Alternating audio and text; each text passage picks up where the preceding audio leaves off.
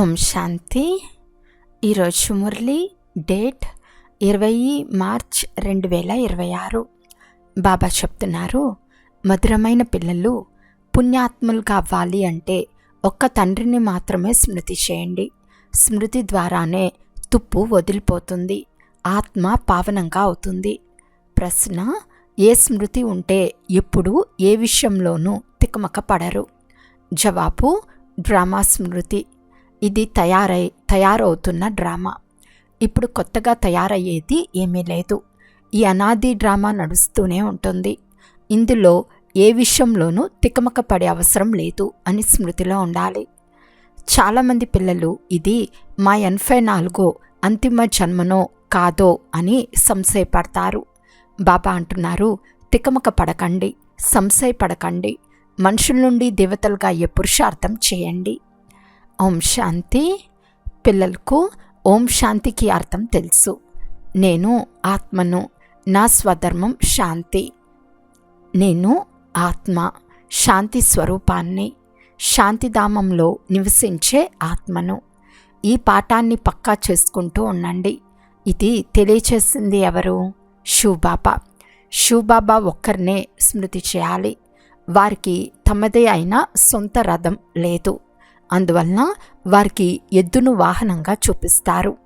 మందిరాలలో కూడా నందిని ఉంచేశారు. దీనిని పూర్తి అజ్ఞానము అని అంటారు. ఈ విషయాన్ని తండ్రి తన పిల్లలకు అనక ఆత్మలకు అర్థం చేయిస్తున్నారు. వారు ఆత్మల తండ్రి శివుడు. వీరికి అనేక పేర్లు ఉన్నాయి, కానీ అనేక పేర్లు ఉన్నందున తికమక పడుతున్నారు. వాస్తవానికి వీరి పేరు శివుడు. శివ జయంతి కూడా భారతదేశంలోనే జరపబడుతుంది. వీరు నిరాకార బాబా. వారు వచ్చి పతితులను పావనంగా తయారు చేస్తున్నారు. కొంతమంది భగీరథుడని, కొంతమంది నందీగణమని అంటారు. నేను ఏ భాగ్యశాలి రథంలో వస్తానో నేనే వచ్చి తెలియచేస్తానని తండ్రి చెప్తున్నారు. నేను బ్రహ్మ శరీరంలో ప్రవేశిస్తాను. బ్రహ్మ ద్వారా భారతదేశాన్ని స్వర్గంగా తయారు చేస్తాను. లక్ష్మీనారాయణల రాజ్యం ఉండేదని భారతీయులైన మీ అందరికీ తెలుసు కదా. భారతవాసి పిల్లలైన మీరంతా ఆది సనాతన దేవీ దేవతా ధర్మానికి చెందిన వారిగా ఉండేవారు. స్వర్గవాసులుగా ఉండేవారము. 5000 సంవత్సరాల క్రితం నేను వచ్చినప్పుడు మీ అందరినీ సతోప్రధాన స్వర్గానికి అధికారులుగా చేశాను. తర్వాత మీరు తప్పకుండా పునర్జన్మలు తీసుకోవలసి వచ్చింది. తండ్రి చాలా సులభంగా నేరుగా తెలుపుతున్నారు. ఇప్పుడు శివజయంతి పండుగను జరుపుకుంటారు.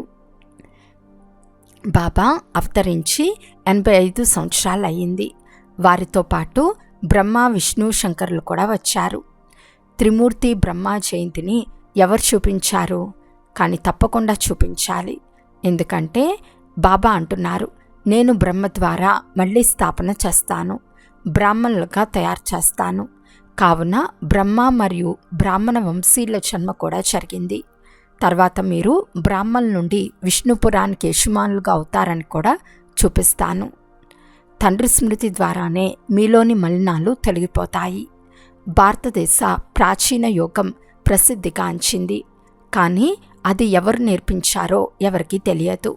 స్వయం బాబా చెప్తున్నారు, పిల్లలు మీరు మీ తండ్రిని స్మృతి చేయండి, మీకు నా నుండి వారసత్వం లభిస్తుంది. నేను మీ తండ్రిని, నేను కల్పకల్పం వస్తాను. నేను వచ్చి మిమ్మల్ని మనుషుల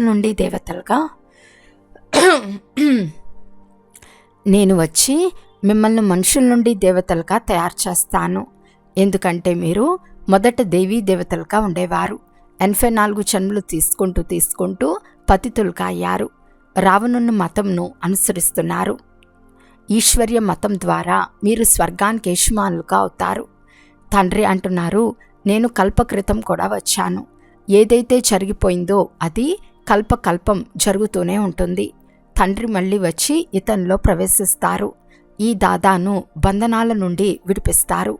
తర్వాత వీరందరి పాలన పోషణ చేయిస్తారు. ఒకప్పుడు మనమే సత్యుగంలో ఉండేవారమని, భారతవాసులైన మనమే 84 జన్మలు తీసుకున్నామని మీకు తెలుసు. మొట్టమొదట సర్వగుణ సంపన్నంగా 16 కళ సంపూర్ణంగా ఉండేవారు. యథా రాశ రాణి తదా ప్రశ అందరూ నెంబర్ వారుగా ఉండేవారు. అందరూ రాశులుగా అవ్వలేరు. తండ్రి అర్థం చేయిస్తున్నారు. సత్యుగంలో 8 జన్మలు, త్రేతాలో 12 జన్మలు. ఇదే విధంగా మేము పాత్ర చేస్తామని మీరు భావించండి. మొదట సూర్యవంశ రాజధానిలో పాత్ర చేశారు. తర్వాత చంద్రవంశంలో పాత్ర చేశారు. ఆ తర్వాత క్రిందకు దిగుతూ వామ మార్గంలోనికి ప్రవేశించారు. తర్వాత 63 జన్మలు తీసుకున్నారు. భారతవాసులే పూర్తిగా 84 జన్మలు తీసుకున్నారు. ఇతరులెవ్వరికీ ఇన్ని జన్మలు లేవు. గురునానక్ 500 సంవత్సరాల క్రితం వచ్చారు. వారికి సుమారు 12-14 జన్మలు ఉంటాయి. లెక్క కట్టవచ్చు. క్రైస్తవులు 2000 సంవత్సరాలలో 60 జన్మ క్రైస్తవులు 2000 సంవత్సరాలలో 60 పునర్జన్మలు తీసుకొని ఉండవచ్చు. క్రైస్తవ మతం వృద్ధి అవుతూ ఉంటుంది. పునర్జన్మలు తీసుకుంటూ ఉంటారు. బుద్ధిలో ఇలా ఆలోచించండి. మేము 84 జన్మలు తీసుకున్నాము. ఇప్పుడు మళ్ళీ సతోప్రధానంగా అవ్వాలి. జరిగిపోయిందంతా డ్రామాయే. ఇది తయారైన డ్రామా పునరావృతం అవుతూ ఉంటుంది. బాబా మిమ్మల్ని బేహద్దు చరిత్రలోకి తీసుకెళ్తారు. పునర్జన్మలు తీసుకుంటూ వచ్చారు. మీరిప్పుడు 84 జన్మలు పూర్తి చేశారు. మీ ఇల్లు శాంతిధామాన్ని ఇప్పుడు మళ్ళీ బాబా స్మృతినిపించారు. ఆత్మరూపం ఏమిటి? బిందువు. అక్కడ బిందువుల వృక్షం వలె ఉంటాయి. ఆత్మల వృక్షం కూడా నెంబర్ వారుగా క్రిందకు రావాల్సి ఉంటుంది. పరమాత్మ కూడా బిందువే. ఇంత పెద్ద లింగ రూపం కాదు. తండ్రి అంటున్నారు, మీరు నా పిల్లలుగా అయితే నేను మిమ్మల్ని స్వర్గానికి అధిపతులుగా చేస్తాను. మొదట మీరు నా వారుగా అవ్వాలి. తర్వాత నేను మిమ్మల్ని చదివిస్తాను. బాబా మేము మీ వారమని అంటారు. దానితో పాటు చదువుకోవాలి కూడా. నా వారుగా అవుతూనే మీ చదువు ప్రారంభమవుతుంది. తండ్రి అంటున్నారు, ఇది మీ అంతిమ జన్మ. కమల్ పుష్ప సమానంగా పవిత్రులుగా అవ్వండి. పిల్లలు ప్రమాణం చేస్తున్నారు, బాబా మేము మీ నుండి వారసత్వం తీసుకునేందుకు ఎప్పుడూ పతితులుగా అవ్వము. 63 జన్మలు పతితులుగా అయ్యాము. ఇది 84 జన్మల కథ. బాబా వచ్చి ఈ కథను సులభం చేసి అర్థం చేయిస్తున్నారు. లౌకిక తండ్రి తన పిల్లలకు అర్థం చేయిస్తారు కదా, అలా ఈ అనంతమైన తండ్రి కూడా అర్థం చేయిస్తారు. వారు వచ్చి ఆత్మలతో పిల్లలు పిల్లలు అంటూ మాట్లాడతారు. శివరాత్రి పండుగ కూడా చేస్తున్నారు కదా. అర్ధకల్పం పగలు, మళ్ళీ అర్ధకల్పం రాత్రిగా ఉంటుంది. ఇప్పుడు రాత్రి అంతమై పగలు ప్రారంభమయ్యే సంగం యుగం. భారతదేశం సత్యుగంగా ఉన్నప్పుడు పగల్లో ఉండేది. సత్యత్రేతాయుగాలను బ్రహ్మ పగలు అని అంటారు. మీరు బ్రాహ్మణులు కదా. బ్రాహ్మణులైన మీకు ఇప్పుడు రాత్రి పూర్తి అవుతూ ఉందని తెలుసు. భక్తి తమో ప్రధానంగా ఉంది. గడప గడపలో ఎదురుదెబ్బలు తింటూ తిరుగుతూ ఉంటారు.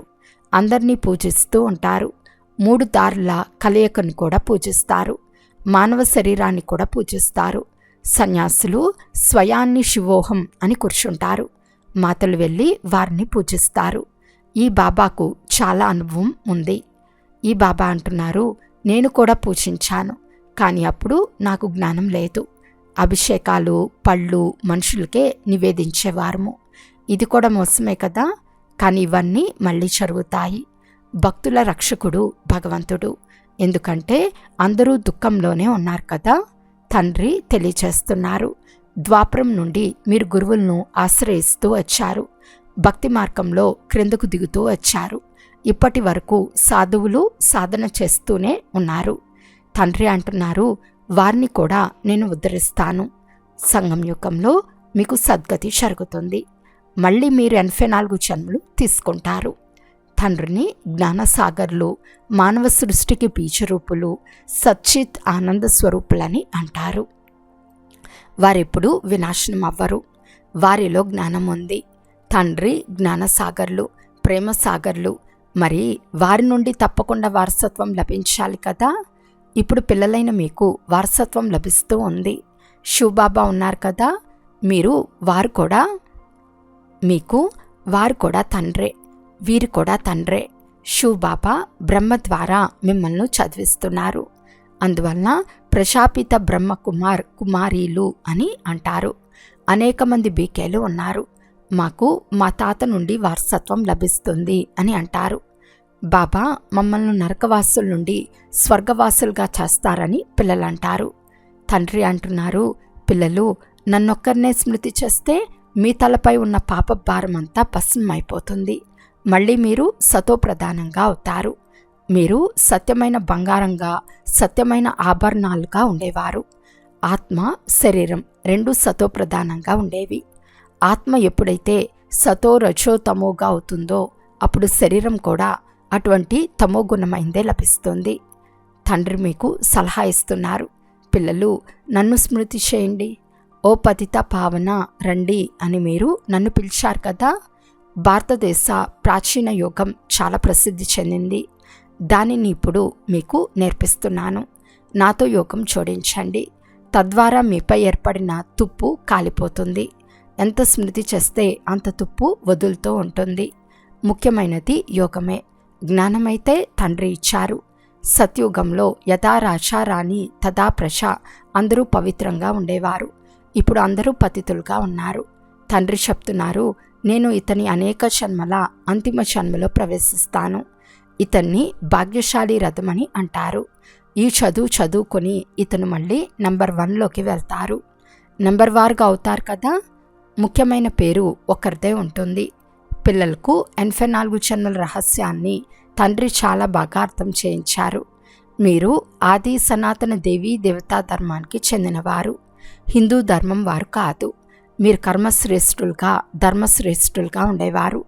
రావణుడు ప్రవేశించినందువలన మీ ధర్మం, కర్మం భ్రష్టమైపోయాయి. స్వయాన్ని దేవీ దేవతలని పిలిపించుకునేందుకు సిగ్గుపడతారు. అందువలన హిందువులమని చెప్పుకుంటున్నారు. వాస్తవానికి మీరు ఆది సనాతన దేవీ దేవతా ధర్మానికి చెందినవారు. 84 జన్మలు తీసుకుని మళ్ళీ పతితులుగా అయ్యారు. 84 జన్మల చక్రం భారతీయులకు మాత్రమే. అందరూ వాపస్ వెళ్లాల్సిందే. మొదట మీరు వెళ్తారు. మీ వెనుక పెళ్లి ఊరేగింపు వలె అందరూ వస్తారు. శివబాబాను ప్రియుడు అని కూడా అంటారు. ప్రేయసులైన మీరిప్పుడు తమ ప్రధానమై చీచీగా ఉన్నారు. అటువంటి వారిని బాబా సుందరమైన పుష్పాలుగా తయారు చేసి తీసుకెళ్తారు. ఆత్మలను పావనంగా తయారు చేసి తీసుకెళ్తారు. వారిని ముక్తి ప్రదాత, మార్గదర్శకుడు అని అంటారు. అనంతమైన తండ్రి తీసుకెళ్తారు. వారి పేరేమిటి? శివబాబా. సాధారణంగా పేరు శరీరానికి ఉంటుంది, కానీ పరమాత్మ పేరు ఎప్పుడూ శివుడే. బ్రహ్మ, విష్ణు, శంకరులకు సూక్ష్మ శరీరం ఉంది. శివబాబాకు ఏ శరీరము లేదు. బ్రహ్మ, విష్ణు, శంకరులకు సూక్ష్మ శరీరం ఉంది. శివబాబాకు ఏ శరీరము లేదు. వారిని శివబాబా అని అంటారు. పిల్లలు నన్ను ఓ మాతా పిత, మేము మీ పిల్లలమని అంటారు. ఇతరులు కూడా నన్ను పిలుస్తూనే ఉంటారు, కానీ వారికి నేనెవరో తెలియదు. అందరికీ తెలిస్తే ఏమవుతుందో తెలియదు. దైవీ వృక్షానికి ఇప్పుడు అంటూ కట్టబడుతుంది. వజ్రం నుండి గవ్వ సమానంగా అయ్యేందుకు 84 జన్మలు తీసుకున్నారు. మళ్ళీ చక్రం నూతనంగా ప్రారంభం అవుతుంది. ప్రపంచ చరిత్ర, భూగోళం రిపీట్ అవుతుంది. తండ్రి అర్థం చేయిస్తున్నారు, మీరు పూర్తిగా 84 జన్మలు తీసుకున్నారు. 84 లక్షల జన్మలుండేందుకు వీలు లేదు. ఇది చాలా పెద్ద తప్పు.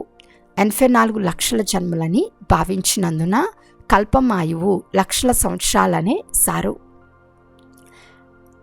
84 లక్షల జన్మలని భావించినందున కల్పమాయువు లక్షల సంవత్సరాలు అనేసారు. ఇది పూర్తిగా అసత్యం. భారతదేశం ఇప్పుడు అసత్యఖండంగా ఉంది. సత్యఖండంలో మీరందరూ సదా సుఖంగా ఉండేవారు. ఈ సమయంలో మీరు 21 జన్మల వారసత్వాన్ని తీసుకుంటారు. అంతా మీ పురుషార్థంపైనే ఆధారపడి ఉంది. రాజధానిలో మీకు ఏ పదవి కావాలో ఆ పదవి తీసుకోండి. ఇందులో ఏ గారడీ లేదు. మనుషుల నుండి దేవతలుగా తప్పకుండా అవుతారు. ఇది చాలా మంచి ఇంద్రజాలం కదా. మీరు 1 సెకండ్లోనే బాబా పిల్లలుగా అయ్యామని అర్థం చేసుకుంటారు. కల్పకల్పం బాబా మనల్ని స్వర్గానికి యజమానులుగా చేస్తారు. అర్ధకల్పం వెతుకుతూ వచ్చారు, కానీ స్వర్గవాసులుగా ఎవరూ అవ్వలేదు. తండ్రి వచ్చి పిల్లలైన మిమ్మల్ని అందుకు అర్హులుగా చేస్తున్నారు. తప్పకుండా ఇక్కడ మహాభారత యుద్ధం కల్పకృతం జరిగింది. అప్పుడు కూడా నేను మీకు రాజయోగం నేర్పించాను. శివబాబా అంటున్నారు, నేనే వచ్చి మీకు నేర్పిస్తాను, యేసుక్రీస్తు కాదు. ఇది అనేక జన్మల అంతిమ జన్మ. తికమక పడకండి. మీరు భారతవాసులు. మీది చాలా సుఖం నిచ్చే ధర్మం. ఇతర ధర్మాల వారు వైకుంఠానికి రాలేరు. ఈ డ్రామా కూడా అనాదిగా నడుస్తూనే ఉంటుంది. ఈ డ్రామా ఎప్పుడు తయారైందో చెప్పలేము. దీనికి అంతం లేదు. ప్రపంచ చరిత్ర భూగోళం రిపీట్ అవుతుంది. ఇది సంగం యుగం, చిన్న యుగం. బ్రాహ్మణులే ఉన్నతమైన వారు. తండ్రి బ్రాహ్మణులైన మిమ్మల్ని దేవతలుగా చేస్తున్నారు. కనుక తప్పక బ్రహ్మ సంతానంగా అవ్వవలసి వస్తుంది. మీకు తాతగారి నుండి వారసత్వం లభిస్తుంది. స్వయాన్ని బీకేలుగా భావించినంత వరకు వారసత్వం ఎలా లభిస్తుంది? అయినా ఎవరైనా ఏదో కొంత జ్ఞానం విన్నా సాధారణ ప్రజల్లోకైనా వస్తారు. అక్కడకు తప్పకుండా వస్తారు.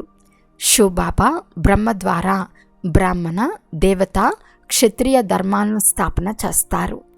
గీత తప్ప మరే శాస్త్రము లేదు. గీత సర్వోత్తమ దైవీ ధర్మశాస్త్రం. దాని ద్వారా 3 ధర్మాలు స్థాపన అవుతాయి. బ్రాహ్మణులుగా కూడా ఇక్కడే తయారవ్వాలి. దేవతలుగా ఇక్కడే అవుతారు. అచ్చా, మధురాతి మధురమైన అపురూపమైన పిల్లలకు మాతాపిత బాప్దాదాల ప్రియ స్మృతులు మరియు గుడ్ మార్నింగ్. ఆత్మిక పిల్లలకు ఆత్మిక తండ్రి నమస్తే.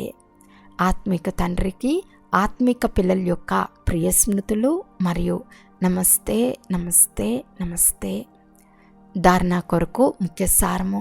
ఫస్ట్ పాయింట్, ప్రతి ఒక్కరి నిశ్చిత పాత్రను అర్థం చేసుకొని సదా నిశ్చింతలుగా ఉండాలి. తయారవుతున్న ఈ డ్రామాపై స్థిరంగా ఉండాలి. సెకండ్ పాయింట్, ఈ చిన్న సంఘం యుగంలో తండ్రి నుండి వారసత్వాన్ని పూర్తిగా తీసుకోవాలి. స్మృతి బలం ద్వారా తుప్పును వదిలించుకొని స్వయాన్ని గవ్వ నుండి వజ్ర సమానంగా చేసుకోవాలి. మధురమైన వృక్షం అంటులోకి వెళ్లేందుకు అర్హులుగా అవ్వాలి. ఈరోజు వరదానము.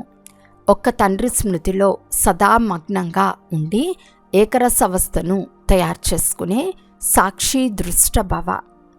ఇప్పుడు సంకల్పము, స్వప్నంలో కూడా లేని పరీక్షలు వస్తాయి. అయితే మీ అభ్యాసం ఎలా ఉండాలి అంటే హద్దులోని డ్రామాను సాక్షిగా చూసినట్లు ఉండాలి.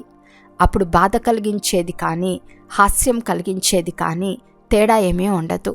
అలా ఎవరిదైనా రమణీకమైన పాత్ర కానీ స్నేహి ఆత్మ యొక్క గంభీరమైన పాత్ర కానీ ప్రతి పాత్రను సాక్షి దృష్టగాయి చూడండి. ఏకరస అవస్థ ఉండాలి. కానీ సదా ఒక్క తండ్రి స్మృతిలో మగ్నమై ఉన్నప్పుడే ఇటువంటి అవస్థ ఉంటుంది. స్లోగన్: దృఢ నిశ్చయం ద్వారా తమ భాగ్యాన్ని నిశ్చితం చేసుకుంటే సదా నిశ్చింతంగా ఉంటారు. అవ్యక్త సూచన: నిశ్చయం అనే పునాదిని గట్టి చేసుకుని సదా నిర్భయంగా నిశ్చింతంగా ఉండండి. కర్మ చేయుటకు ముందు మాకు విజయం జరిగే ఉంది అనే నిశ్చయం ఉంచుకోండి. అనేక కల్పాలు విజయులుగా అయ్యాము. అనేక కల్పాలు అనేక సార్లు విజయులుగా అయ్యి విజయమాలలో కూర్చోపడేవారిగా పూజ్యులుగా అయ్యేవారిగా అయ్యాము. కనుక ఇప్పుడు అదే రిపీట్ చేయాలి. తయారైన కర్మను మళ్ళీ రిపీట్ చేయాలి. అందుకే తయారు చేయబడిన డ్రామా అని అంటారు. తయారైంది కానీ ఇప్పుడు మళ్ళీ రిపీట్ చేసి తయారు చేయబడిన అనే సామెతను పూర్తి చేయాలి. అచ్చా, ఓం శాంతి.